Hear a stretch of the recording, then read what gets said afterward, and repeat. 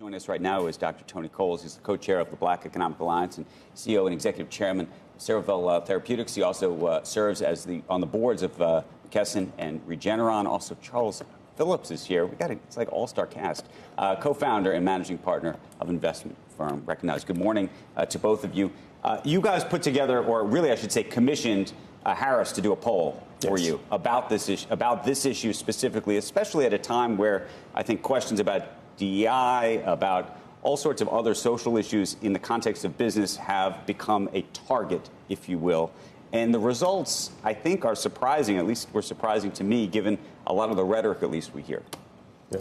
Well, what the poll showed, and this was done by the BEA Foundation, is that about 78% of Americans support companies taking active steps to ensure that the employee population reflects diversity. Now, we know that there's a lot of data to suggest that business benefits from diversity, and diversity really matters. What we know is that there's a 35% better chance of outperforming financially when you have top quartile diversity. Companies that actually have diverse management teams and diverse employee bases have about a 78% improvement in innovation-related revenue as measured by new products and new services. So when I started as a junior executive 30 years ago, we didn't have these data. Diversity was just a good thing to do. Now we've got hard, concrete data, and our polls suggest that Americans support and understand the value in driving innovation and business. Do you think that this issue has gotten tied up, caught up, or do you think it is in the context of the word woke? Because a lot of people, I think, have now put this in the same bucket. That's why when we did the poll, we didn't want to use the term DEI or woke or any of those things, just asking about ethnicity and diversity.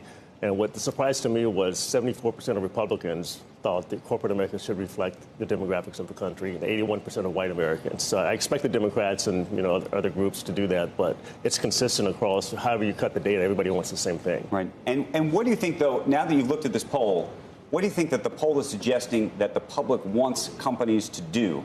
And I also ask that in the context, by the way, we now have had new conversations given the Supreme Court around legacy admissions at universities. I think there's a whole view that may come to corporate America very soon, if it hasn't already. Put that in some kind of context for us. There was something really interesting about the poll results, which I do think surprised people. So we know that 78% of Americans support companies taking active steps. So they want to see programming initiatives that actually diversify the employee base, address the customer needs, and improve the understanding of customers. And they all get that that tracks to innovation. But what was interesting is that these findings actually held up across generation and age lines, racial and ethnic lines, and party affiliation, with at least 2/3 of the respondents, independent of party affiliation, believing that diversity is actually a very good thing. The board is the way to go. I was just thinking about that. And I think about still it's very rare in the S&P 500 a black CEO or a person of color as a CEO. You can't do it until it's chicken and egg thing. I think you got to do the boards first. Then the selection process becomes more. Except that the weird math on that, it's very... How else would you do it? You can't... No, but the weird math is that you actually can look at some of the most diverse forces in America. It's not like a causal thing. Right? Well, that goes back to the original funnel of hiring to begin with. If you're not hiring diverse people on day one, you're not going to get that 20 years later. You're not going to have that.